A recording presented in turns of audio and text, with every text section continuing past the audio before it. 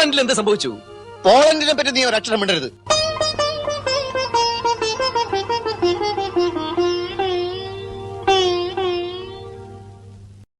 We're back with another episode, final episode on urban issues and city life. The big news this week was we got our first episode launched. Yay! It's very exciting. It is. It was a moment where I sat there because I'm moving. I mentioned on Twitter that I'm moving my whole blog over to WordPress, and it's going to be because I'm going to edit down a lot of stuff off the blog before I transfer it. So we only built the page for the podcast, and I had that, and I had it sitting there, and I was like, okay, now it's time to go. It's time to go. It's time to go. But it's done. It's launched. And we got feedback. Yes, that was very exciting.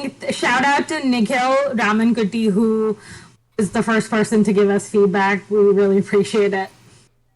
Oh, yeah, and really lovely and thoughtful feedback on the subject. I'm not gonna read the whole thing out. If people want to, I'll put a link to the blog that has the first episode and the message. But he really thought that the masculinity theme was a good one for us to start with, and commented on the kind of toxic notions you can see for him in Kerala. And I thought it kind of reflects the experience in the West too, how you often have these toxic masculinity alongside messages of how to be more progressive as a man. So that was really exciting, and that was really nice for us to get. Particularly as we sit here, the two of us together, and sometimes it probably feels like it's a little bit talking into the void. Yes, it does sometimes feel like that. So I was telling you that I saw Pavam Cheyatha Kallarite, Shambu Purushothaman's second feature last night, to compare it to how his first feature, Vedivazhipadu, was. And I saw a lot of similar themes about hypocrisy in the family, and but I see his direction has improved significantly. Absolutely. Like the pacing in the first film is really sluggish. It's very odd. It's a very odd film, and I think part of it is like there's in that period of the early 20 teens, there was a time when I think directors who were part of that new generation wave were really struggling with how do you balance like the West, sort of the aspirational Westernness of the characters with the, speaking in Malayalam, and you kind of see the like callbacks to like the wannabe Mohanlal characters of the 90s, where like he's got girlfriends, but then he comes back and is like this like traditional feudal landlord, and he's like having to like be this cool like modernized guy in this traditional milieu. And I think especially in Aram Damuran, there's like these weird English dialogues that like always throw me off. So there was a little bit of that, like that thread in Vedivazhipadu, where like you can kind of like the dialogue is very stilted, the acting is very stilted, and the pacing is very stilted. And the blocking of the actors is very strange too. Sometimes you don't think they're like looking at each other, like the camera doesn't feel like the actors who are interacting are looking at each other, and they deliver their dialogue in this theatrical style rather than in like a normal colloquial Malayalam style. So those are that's the weirdness of this film. But do you have any thoughts about that? Oh, I have lots of thoughts about that. Do you want to start by giving a little snapshot of what the film's about, and particularly the festival that kind of is at the core of the film. Yeah, as I mentioned, from Trivandrum. So Attukal Pongala is like a big deal around February-ish. It's the biggest women's pilgrimage or religious event in the world. It's for the Attukal. It's for Attukalamma, which is like the deity of the temple of the Attukal temple. If you guys have heard the name Kannagi, she's a Tamil woman. She is a famous lover. She fought a king and escaped from him. And the temple is, I think, believe where she ended up escaping to. And becoming sort of this goddess. And so Attukal Pongala is where women will make some sort of sweet as prasadam for Attukalamma to bless, and then they'll the same way that all prasadam is given out. You women will come back to their families and give them the blessings from the goddess once the priests have blessed it. It's a very women in my family have done it. Actually, they do it every year, and it's very smoky. It's very hot. It's definitely like you definitely suffer through it, and the way the media covers it, the 24-hour news channels that cover it is very funny. It's like football commentary. It's like now the priests are walking through. There are 500 women in this corner of the street, and now the offering is going into the pots, and so it's the media coverage of it is very entertaining. And you kind of get hints of that in this movie. Do you want to go over the plot of the movie? It's essentially set against the backdrop of this festival. There are actually, I think, 4 men of importance in the film. One, played by Indrajith, is a stockbroker. So one of the part of the story is set in his apartment. And then the other 3 men, Rahul, played by Murali Gopy, Pradeep, played by Srijit Ravi, and Sanjay, played by Sajid Kurap, who are 3 men who decide to get together in Rahul's apartment and invite a prostitute. And that's how they're going to spend this day. So there's the 2 sort of things going on here are how the women are spending their time at this festival. Most of the women, there's one who doesn't. And how these men are taking advantage of a day without women to engage in the sort of behaviors that men, sort of what they feel is typical masculine behaviors that kind of prove their masculinity. Behavior that you on a day for the goddess, on the day for a female god, to spend it, engage, and especially a Hindu female god, to engage in alcohol, to engage in eating beef, to engage in paying a woman for sex, but also degrading her in many ways.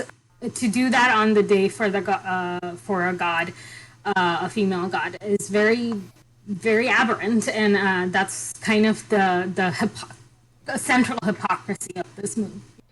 And I think, again, we contrast the first film to the second film. I think he had I think this is a director with some really sharp observations and a really good idea of how to put those contrasts together. And it doesn't always work in this film. Unfortunately, there are moments. I'm going to be quite honest here. I saw the film. I bought the DVD as soon as it came out. So what is this, 2013 or so? And the first time through, I just went, what? Part of the problem I had, quite honestly, is the subtitles are terrible. And if people want to know how I know, sometimes I don't know when sometimes subtitles are terrible. And we had an episode where Ashokan's Bridal Chamber, where the subtitles led me to believe that one of the couples was planning to get married but never did. And you were like, no. They, at some point in the film, they are married. And that's a case where the subtitles are actually good enough that I get most of the understanding, but they don't deliver all the information. This was a case where the subtitles are in English, but what's on the screen doesn't make any sense. So I kept having to pause and sort of reinterpret. And I think I didn't get very much out of the film the first time through. And the second time through, I got a little more. It was the third time through the film that I actually started laughing at spots. That there was enough information given to me that I could reinterpret it all and then really watch what was happening on screen. I still think I don't quite. I think there's a bit of a distance. So it was really interesting for me to hear you say that your perception was he'd improved a lot as a director. Because by the third time I watched it, I thought, okay, I get what he's trying to do here. And some of my perceptions are bang on. The pacing is really sluggish. The dialogue delivery is really stilted. Like, I adore Indrajith, and I just, like, in this film, I didn't want to watch him. It's very forced. I was thinking too, why is Indrajith, of all people, like, he's such a good actor? Why am I, like put off by the way he's acting? And I think I realized it was just, I think it's how he was asked to act. And because even from his movies of that era, he isn't like off-putting in that way. And it's interesting because it can be one of those examples. Well, this film didn't get, I mean, the reviews were not good. And one of the questions I asked myself was, it was billed as a sex comedy, and I don't think it really is. I don't think it is. Yeah, it involves very frank discussions of sex, but I think it was trying to say a lot more. The background score too, though, was closer to sex comedy than it was to the kind of score you would expect from a social satire. And I think with his second film, he really got the social satire and got it nailed. I think there's a lot of social satire going on in this film, but I think, I mean, the fact that it took me 3 goes through the film to get it. But let's think a little bit about what it is saying about men and how men are expected to behave, how they look at themselves, because there is some of that going on here, and how they view the women in their lives. Because particularly 2 of the women, the reporter who's covering the events is very capable, very astute when she realizes what her new boss is trying to do. The prostitute is also really sharp. I loved her character. I wanted to talk about, the first thing I wanted to talk about was the performance of Anumol, who's actually the only actor in the movie that I felt like was hitting the right note for me, like not the off-kilter note everybody else was hitting. I agree. And I think partly it's because every time I've seen Anumol on screen, she is she's very closed off. She has a very closed off screen presence, in my opinion. And underneath it, it feels like there's like this simmering rage that because of the context she's in and because of the society that she's in, is at a point of like extinguishing herself rather than like extinguishing whatever outside force is troubling her. And I was thinking that, like, I really want to see her in the kind of roles that I think Manju Warrier typically plays, the kind of, like, woman who is, like, not afraid to take a knife out at a man. And I'm specifically, like, obviously thinking of Bhanu in Gunmadam. And there's, that, like, outward-focused rage than the kind of, like, inward-focused rage that I think a lot of Anumol's characters have. To be fair, I haven't seen her in Agam, which is, like, probably the biggest central role that she's had. But she's an actress I want to see a lot more of on screen, and I want to like see some like filmmakers tap into that like kind of rage-filled persona that I think she has.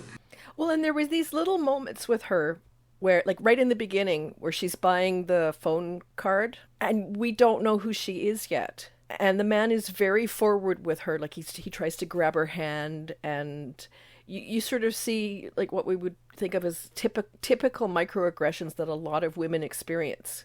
We see her with her daughter too. She has to go to the daughter's school because there's some concern over the daughter's drawings, and she has to take her blue crayon away from her. So like these are the moments that I wish. I mean, you can see that I said like he's sort of really sharp in his observations and sharp at observing at creating characters, because there are these little moments dropped in, and then you find out that she's the prostitute they've hired for the day, or the woman they're paying for the day. Like we don't know that at first, but we get this really lovely little connection, and I wish there were more of that. Yeah, no, there's like a lot of choppiness to the editing as well.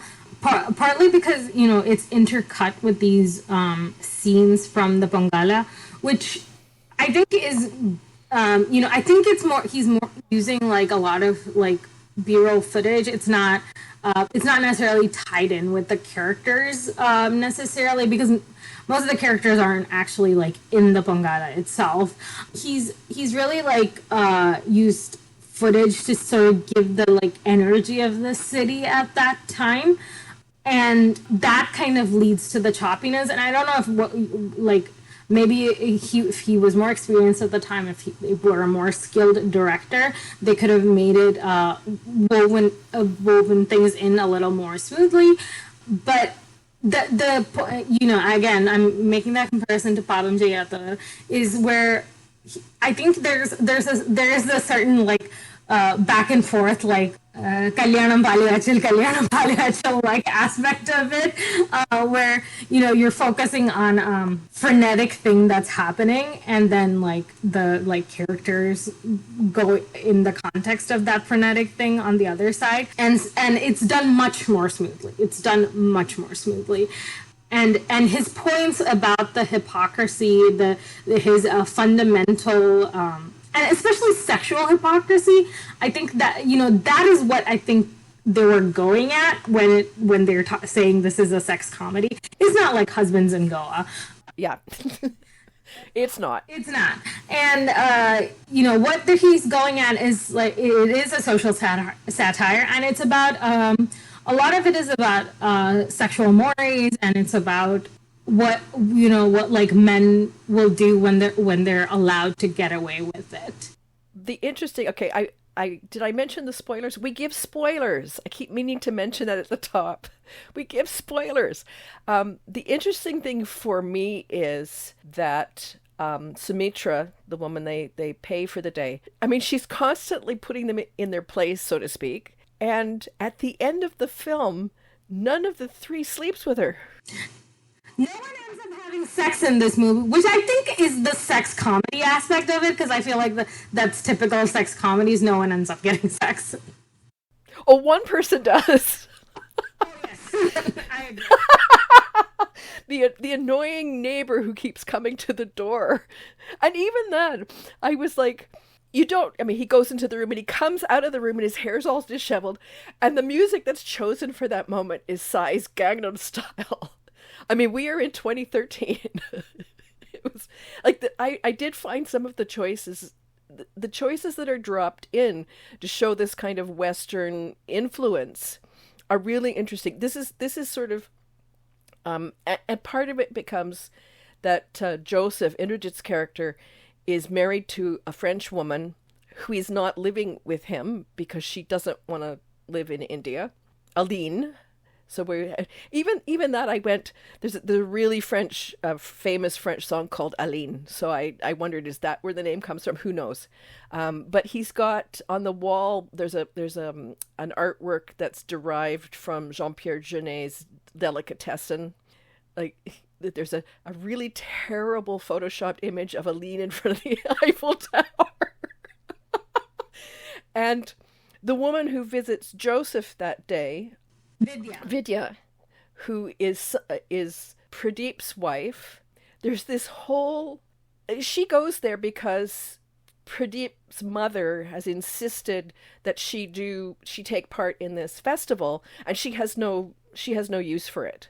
So she goes to Joseph's house because they're friends, But even before that, she's a French teacher. And when you first see the three of them, Joseph, Pradeep, and Vidya, at the beginning of the film, she's leaving wherever she's teaching French. And all these students are coming in to go and watch Jules and Jim, which is a film about a love triangle. So there are some references in here that I go, okay, these are neat little references, and they mean something for some of us. Again, like, this is the audience for this, from my perspective, is going to be an urban audience. It's going to be a middle class or, more audience. It's going to be a multiplex kind of movie. It's not going to be the kind of thing that we usually talk about. Yeah, I was thinking that there must be something about being a French teacher in Malayalam movies that like is really like the indicator that like she's not like other girls and she's different and that her interests are different. But that, I actually felt like her, I don't know if Mythili dubbed for herself, but I found the French more understandable in this. Did you? No, I thought it was better in the other film we've discussed. Again, I'm not a fluent speaker, but I did actually understand it more than... It was delivered more slowly. Yes, I agree. But there's the scene right at the beginning where she's testing a student, and the student's pronunciation is better than hers. I do remember not understanding it, her at first, being like, what's happening now? But all of these things, like Indrajith, Joseph tries to get her to teach him some phrases in French, and she's like, well, your wife is French. Like, you don't understand anything? But it's clearly, for him, it's a seduction tactic. So maybe that's why it's French in this film, because it does strike me that this kind of infidelity on the part of men and what men believe they can and should get away with is very French in some ways. Like, I've seen these characters in French films. Like, you'll see, like, the men will get together and decide they're going to behave very badly, and it's okay. So there is a little bit of that, French farce thing going on. Like, my impression is that this is a director that has a lot of experience watching international art films. Yeah, Pradeep, who complains that he doesn't want to watch that film because it's an art film. Yeah. I agree. This is I felt like this movie was directed by someone whose eyes are towards a certain parallel film movement, or maybe they're mainstream in Europe. I don't know. But the certain, a certain kind of movement in France. And yes, I did pick up on the fact that there's this like little French flavoring in this movie, partly because, like, again, I don't know much about French culture. I just took French in high school and I've watched a few French movies. But I was thinking, it did call me back to, like, this documentary about Dominique Strauss-Kahn, and just how much, like, just the fact that, like, everybody was, like, defending him, being like, he's a seducer. He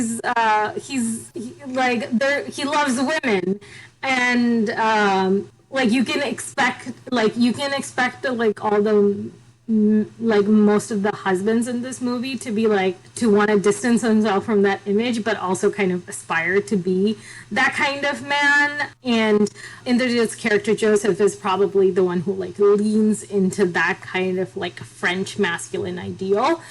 Yeah, because it even says when they get talking and she's asking, well, your wife is in France, like, don't you worry about that? And he's like, no, the attitude is, we're a modern couple. I know her appetites. She won't have affairs. She might have one-night stands, and that's okay. That's very French. Mm-hmm. As someone who lived in France for 5 years, that feels very French to me. We talk about the French paradox in terms of wine. People will eat wine and eat steak and eat all this stuff, and that they won't gain weight. Well, there are paradoxes in behavior throughout French society everywhere, like these ideas clang up against each other, and that feels a little bit like what's going on here for me. Yeah, I see the kind of, like, tonal sort of cognitive dissonance that a lot of French movies play with in this movie. I will say that he was. I don't know if this episode should become a comparison of Pavam Jayathavar Kalarite versus Vedivazhipadu, but I will say he's better served by turning his lens back to the rooted Malayalam, like looking at that instead of like the Western focused lens, because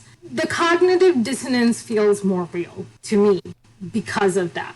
You know, the calling out, like feeling in Pavam Jayathavar, where people are so conscious about mental illness and like being ashamed of it, but it also there's like hints of like child sexual abuse and like why somebody might end up developing mental illness because of the trauma they've experienced as a child, about like keeping affairs hidden, things like that. And so I think he is better served, I think, as are most people in the Malayalam film industry, by turning their lens homeward and to a more rooted dynamic.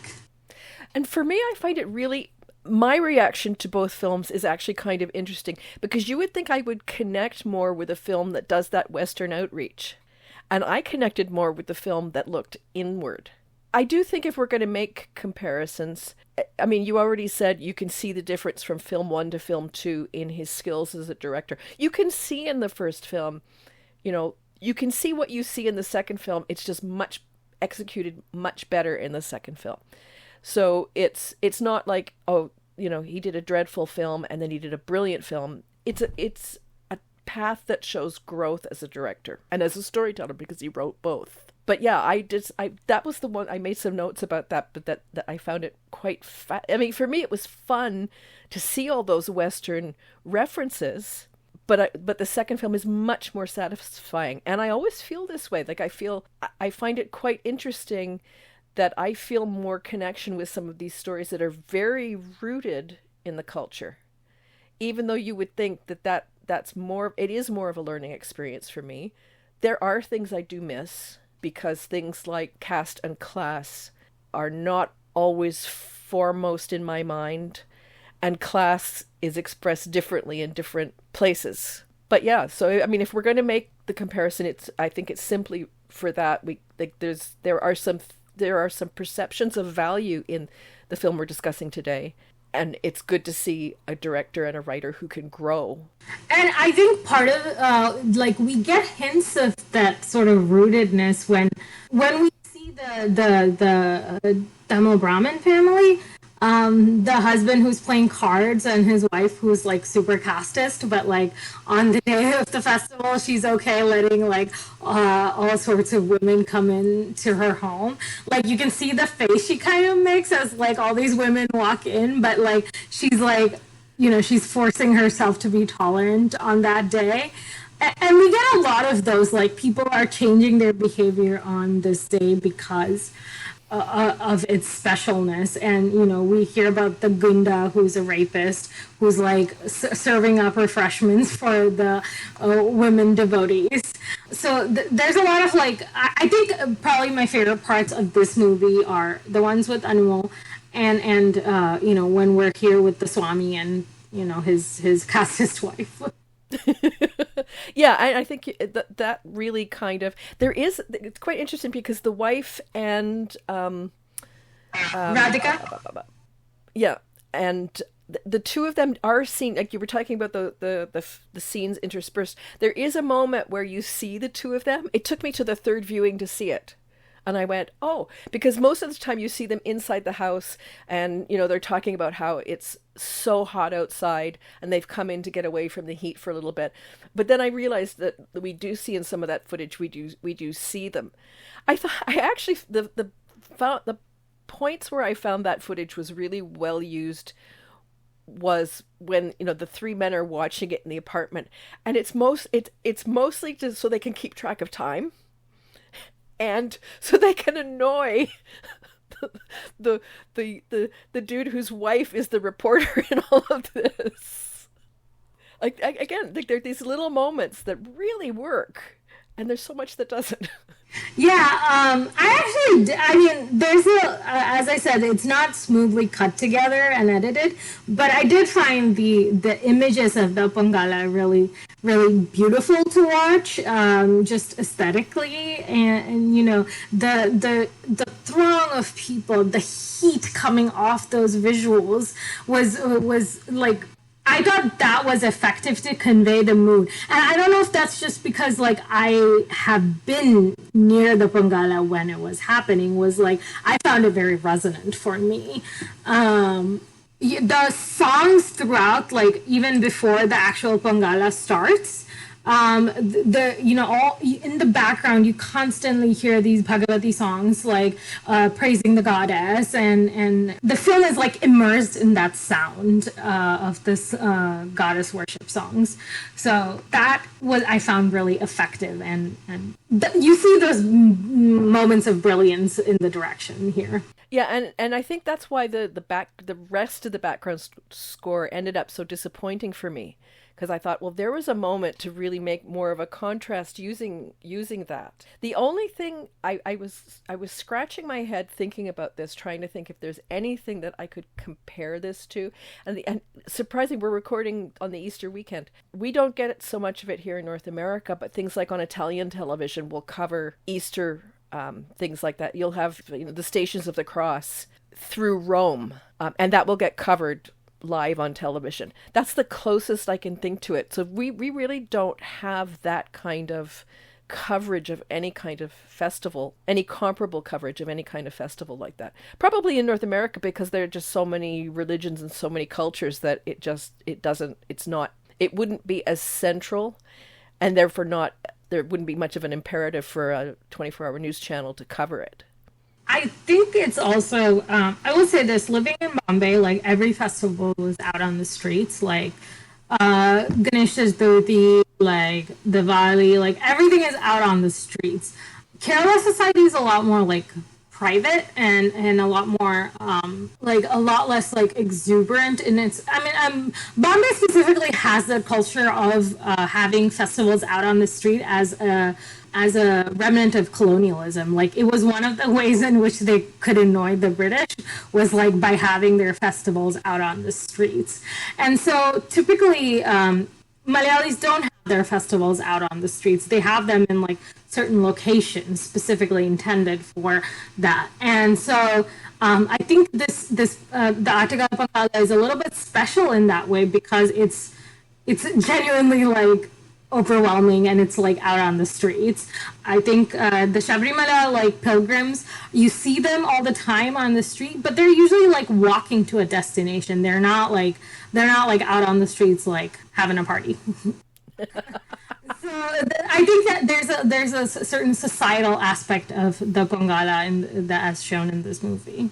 Yeah, I think there were some really good ideas here that just didn't mesh, unfortunately. Yeah, and I think you know, the particularly the thing being the festival being out on the streets and all the women going to it, which is like a turnaround of the idea that like women belong at home, men are out in the world. So what happens when men are in the home by themselves is an interesting idea, and like visually, it's the theme of the Pongala is like very interesting in that way, that like it's a time for women to occupy the streets. It's a time for women to occupy the outside world, and then like the domestic sphere become men's. Yeah, and even, well, not with Joseph, you know, she is cooking for him, but the three men amongst themselves have to arrange for their own food, although it's, you know, beef fry and whiskey.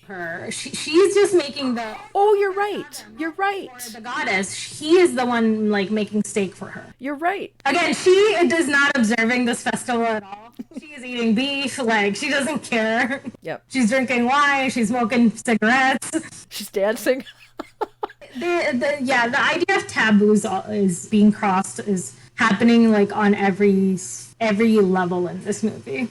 I don't know if I have very many more thoughts about this movie. Oh, I do have to say, once again, Shambu Purushothaman has a man who is known for abusing teenagers in this movie, Srijit Ravi. So I don't actually recommend anybody watch this movie because every time that guy comes on screen, my stomach turns. He plays like a lecherous man in this movie, and he plays like a bad husband. But I remember hearing we're reading an interview with Anumol being like talking about filming this movie, and she said she was just in this flat with these men for most of the shooting. And like none of them were very nice to her. That none of them like really went out of their way to like be friendly to her, and that they kind of treated her the way that they were treating the like prostitute, just like putting her in a room and like not being very nice to her and treating her like an object. And maybe that's just like how I read that interview, because this is even before I learned about like how Srijit Ravi was caught publicly masturbating in front of schoolgirls. But this is how she was treated by this cast of men, and that always leaves like a bad taste in my mouth when I hear actresses report that. Yeah, you see, I've gone silent. It's like, darn, I have to strike another one off the list. Oh, you didn't know that about Srijit Ravi? Oh, he's not a good dude. I think of all the men in this movie, obviously, other than Indrajith, the one I like as an actor is the actor who plays Sanjay.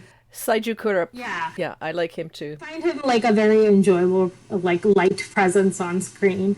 And yeah, I never particularly like Murali Gopy as an actor. I think he's putting on a certain amount of gravitas that like isn't warranted in most of the roles he's doing. Yeah, and this is how I feel about him. And when I can't remember which film it was, but my comment on Twitter was sort of like, he was writing it, and I was of two minds, because I said sometimes he turns out films that are really well written, and sometimes there are a lot of words. Yeah.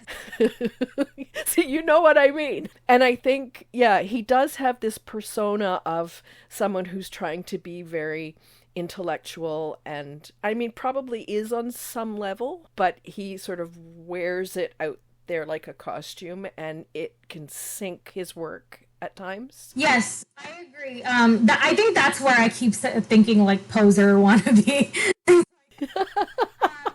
Find him in Left, Right, Left, because I think that was one of the ones where he actually, like, his unnecessary gravitas was actually a little bit called for as like the old time Marxist. Yeah, I agree. And I think he wrote that as well. So I think that's one of his writings that I did enjoy.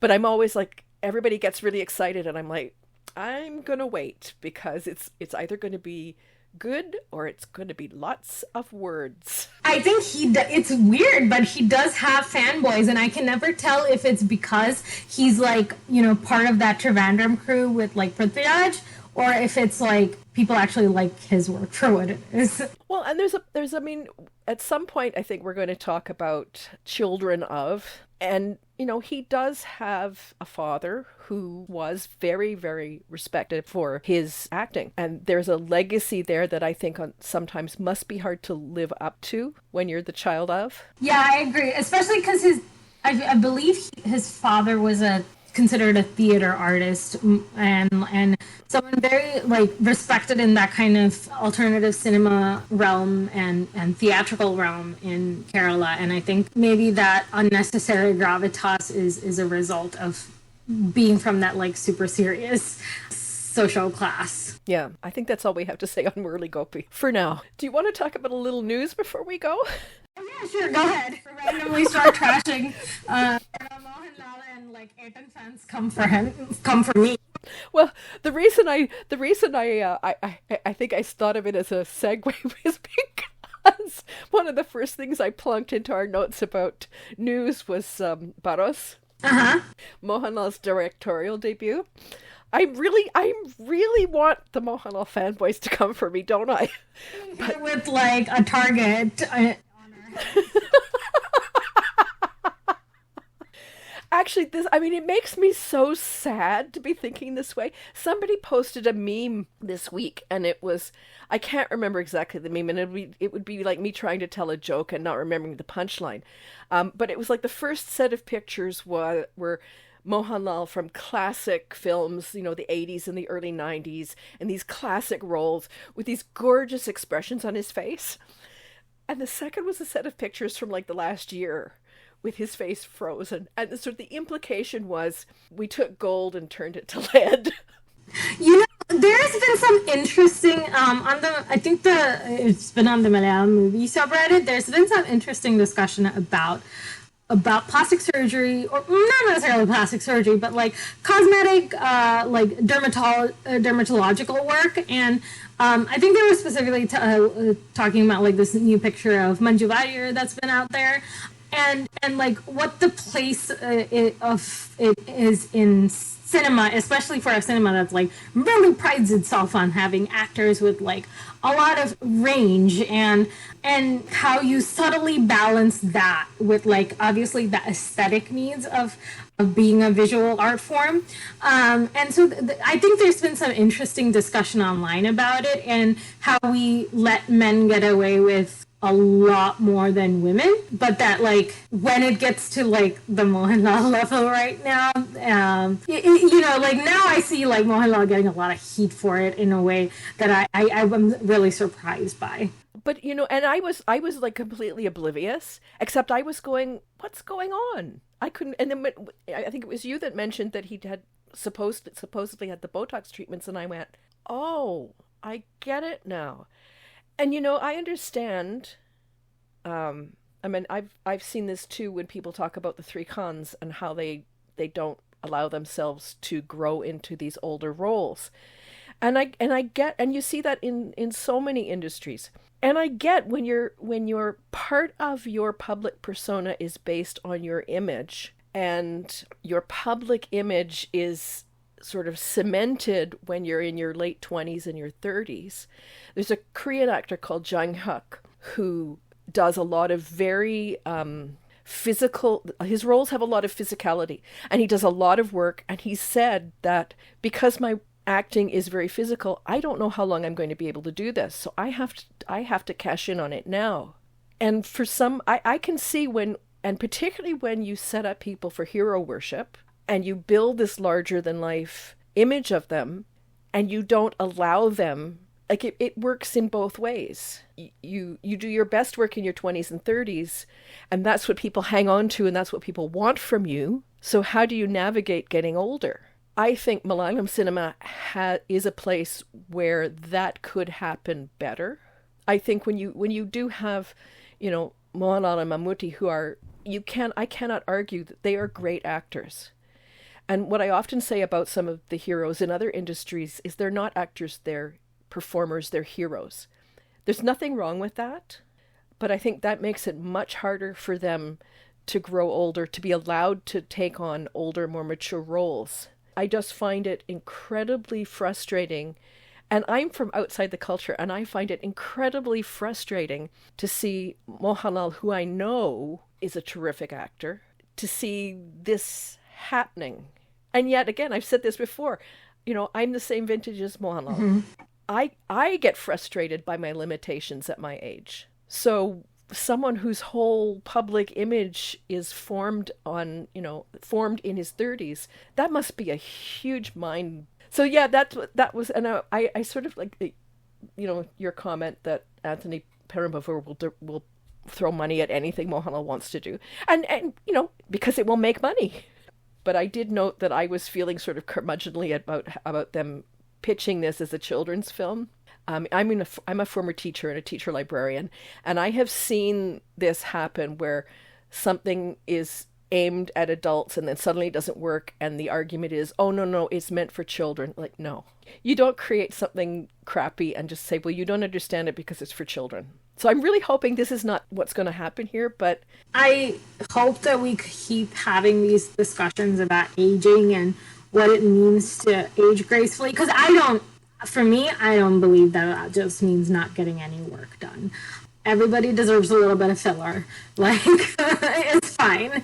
It's a visual medium, and the cameras are just getting better. And, I think it takes a lot of courage and certainly a certain amount of narcissism to be on screen being like, I want to see my face on here. And you want to try to look your best. So I can't fault Mohanlal for it, or any other actor. But then, I hope whoever, like, I think the problem is sometimes when you have too much money, you don't know where to draw the line. If all these actors had less resources, I think they would use it in a better way and like their doctors would tell them, hey, beyond this, maybe fillers would make you look like a freak. Yeah, I think fundamentally we both agree that it's you can't complain when someone's livelihood depends on their image, that they don't want to maintain and improve their image as much as they can. But yeah, there's a line.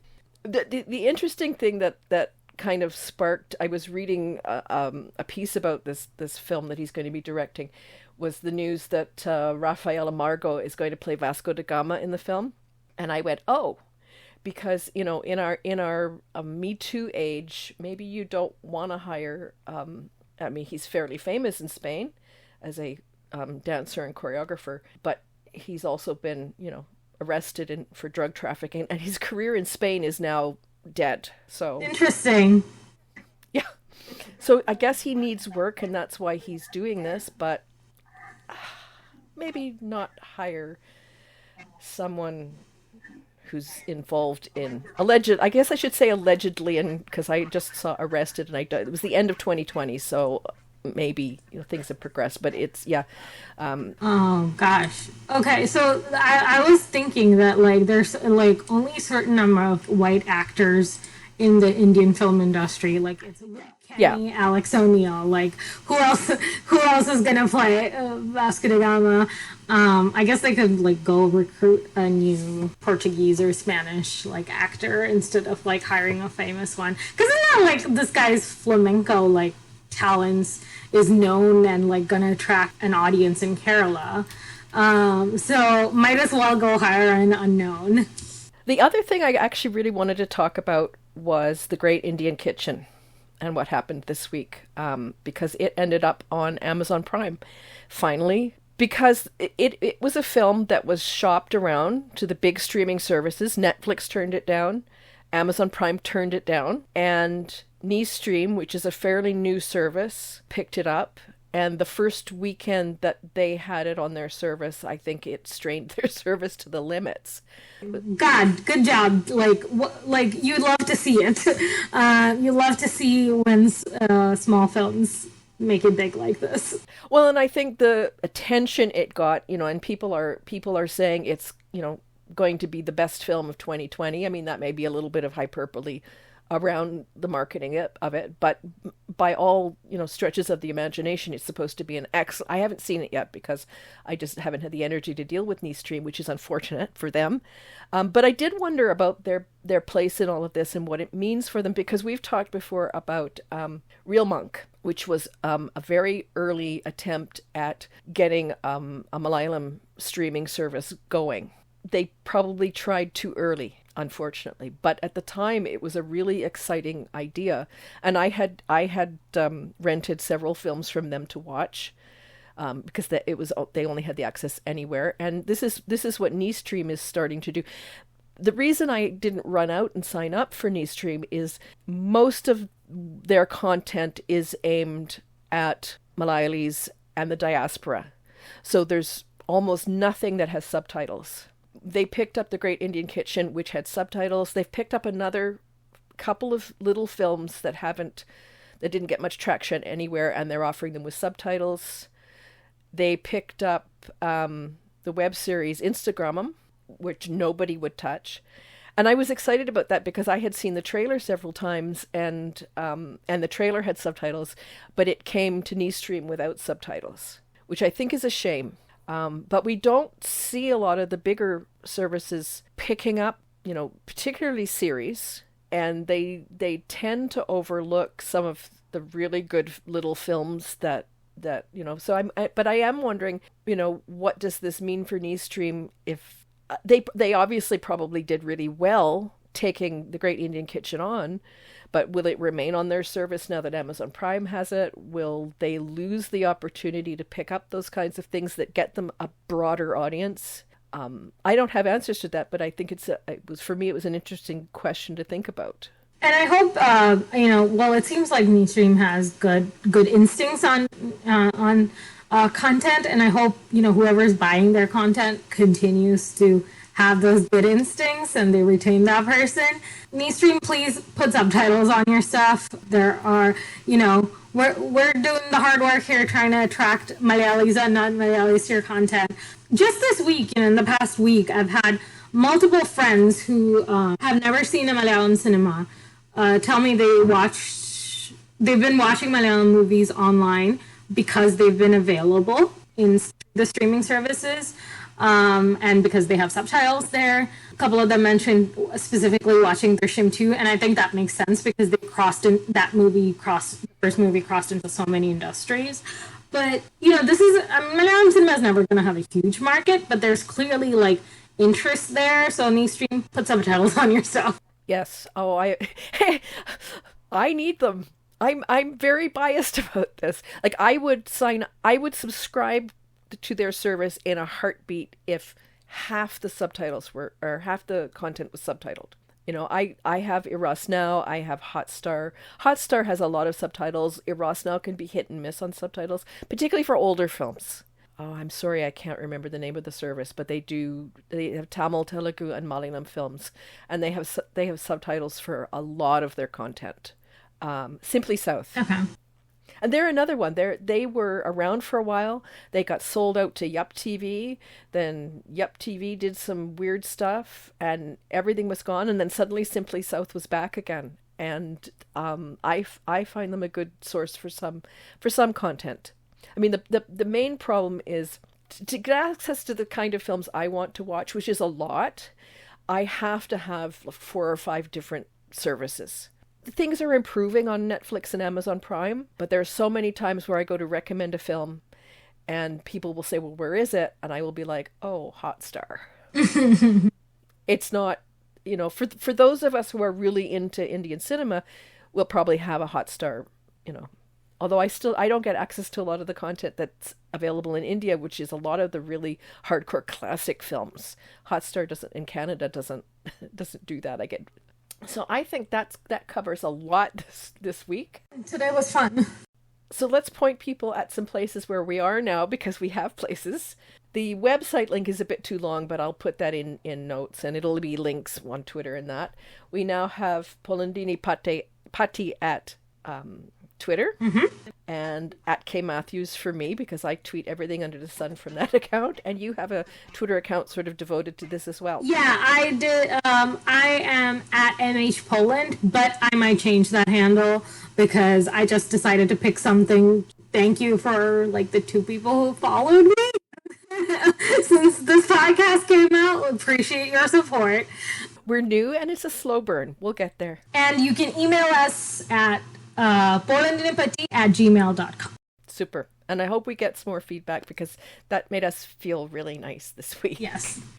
Thanks for listening to the Polandine Patti podcast. If you like what you're hearing, remember to come back for our next episode and share our podcast with your friends. If you'd like to connect with us, you can email us at polandinepatti@gmail.com or reach out to us on our Twitter feed at polandinepatti. See you next time.